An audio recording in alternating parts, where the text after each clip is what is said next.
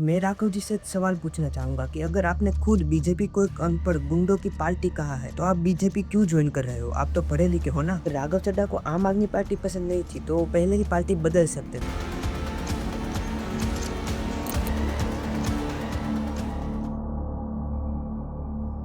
दोस्तों, आखिर हमें जिस चीज का डर था वही हुआ। राघव चड्ढा, जिसने काफी कम समय में देश के लोगों के दिल में अपनी जगह बना ली थी, वो अब आम आदमी पार्टी को छोड़कर बीजेपी में ज्वाइन होने जा रहे हैं। आम आदमी पार्टी ने राघव चड्ढा को सिर्फ डिप्यूटी लीडर के पद से हटाया था, तो आखिर राघव चड्ढा की ऐसी क्या मजबूरी आ गई कि उसको अपनी पार्टी में से निकलकर बीजेपी में ज्वाइन होना पड़ रहा है? और अगर राघव चड्ढा बीजेपी ज्वाइन करेंगे तो क्या वो भी बाकी नेताओं की तरह वॉशिंग मशीन में धुल जाएंगे? दोस्तों, राघव चड्ढा पिछले 15 साल से आम आदमी पार्टी से जुड़े हुए थे। आम आदमी पार्टी ने इन्हें नॉर्मल ग्रेजुएट से सीधा पार्टी का यंगेस्ट कोप पर्सन बनाया और फिर सीधा राज्यसभा का एमपी बनाकर राघव जी का करियर सेट कर दिया। लेकिन फिर भी आज राघव चड्ढा आम आदमी पार्टी को छोड़कर बीजेपी ज्वाइन कर रहे हैं। देखो, जब से राघव चड्ढा ने एक्स पर ये वीडियो अपलोड किया था तब से सबको पता चल गया कि राघव चड्ढा की उसकी पार्टी के साथ नहीं बनती। अगर राघव चड्ढा को आम आदमी पार्टी पसंद नहीं थी तो वो पहले ही पार्टी बदल सकते थे, लेकिन राघव चड्ढा पहले रील बनाकर इंस्टाग्राम में फेमस होने लगे और लोगों के दिल में जगह बना ली। और ऐसे कर तो पहले उन्होंने अपना नाम कमाया और फिर असली कहानी शुरू होती है। जैसे कि अतिशी ने बताया कि राघव जी बीजेपी के खिलाफ राज्यसभा में कुछ नहीं बोलते। तो ऐसा राघव जी,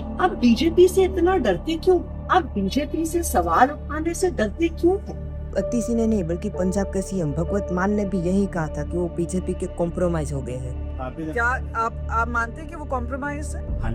अब ये सुन के तो ऐसा ही लगता है कि क्या सच में राघव चड्ढा ने पहले ही तय कर लिया था कि उसको बीजेपी में ज्वाइन होना है। राघव चड्ढा का कहना है कि उसके साथ साथ और भी नेता ने आम आदमी पार्टी में से बाहर जाने का फैसला किया है। जी, राज्यसभा में आम आदमी पार्टी के 10 सांसद हैं और 2/3 से ज्यादा सांसद इस मुहिम में हमारे साथ हैं। और सबसे बड़ा सवाल जो कि राघव जी से पूछा जाता है कि आप अपनी पार्टी से इतने अलग क्यों दिखते हो, तो उसके जवाब में राघव जी ने कहा कि वो उसके गुनाहों में शामिल नहीं होना चाहते क्योंकि वो उसकी दोस्ती के काबिल नहीं है। मैं आपको असल कारण बताता हूं कि क्यों मैंने पार्टी की गतिविधियों से अपने आप को अलग कर लिया, और उसका कारण ये है क्योंकि मैं उनके गुनाह में शामिल नहीं होना चाहता था। मैं उनकी दोस्ती के काबिल नहीं था क्योंकि मैं उनके गुनाह में शामिल नहीं था।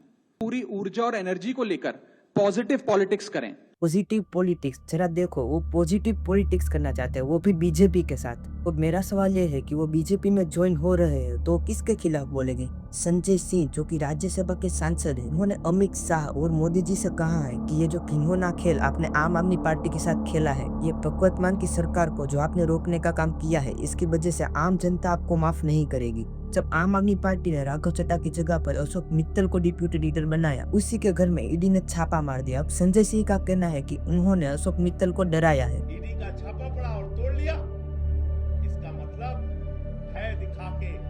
अब हो सकता है कि इसकी बात सच हो, क्योंकि अशोक मित्तल को खुद आम आदमी पार्टी ने डिप्यूटी लीडर बनाया था, लेकिन अब वो खुद राघव चड्ढा के साथ बीजेपी ज्वाइन कर रहे हैं। हालांकि राघव चड्ढा ने खुद कहा है कि बीजेपी एक अनपढ़ गुंडों की पार्टी है। मेरा ये मानना है कि बीजेपी एक गुंडों की पार्टी है, अनपढ़ गुंडों की पार्टी है, वो सिर्फ गुंडागर्दी करते हैं। अब मैं राघव जी से एक सवाल पूछना चाहूंगा कि अगर आपने खुद बीजेपी को एक अनपढ़ गुंडों की पार्टी कहा है तो आप बीजेपी क्यों ज्वाइन कर रहे हो? आप तो पढ़े लिखे हो ना। अगर आपको बीजेपी और आम आदमी पार्टी इन दोनों में से एक भी पसंद नहीं थी तो आप कांग्रेस को भी ज्वाइन कर सकते थे। दोस्तों, सोचने वाली बात यह है कि राघव जी पहले बीजेपी के खिलाफ बोलते थे, लेकिन ऐसा हो सकता है कि उसको बाद में अपनी पार्टी में इंटरेस्ट ना रहा हो और इसलिए उन्होंने बाद में बीजेपी के खिलाफ बोलना बंद कर दिया। अब हमें बस ये देखना है कि राघव जी बीजेपी ज्वाइन करने के बाद आम जनता के मुद्दे राज्यसभा में उठाते हैं या नहीं। दोस्तों, आज के वीडियो में सिर्फ इतना ही। अगर आपको वीडियो अच्छा लगा हो तो वीडियो को लाइक करो और चैनल को सब्सक्राइब करें और जितना हो सके इस वीडियो को शेयर करिए। जय हिंद।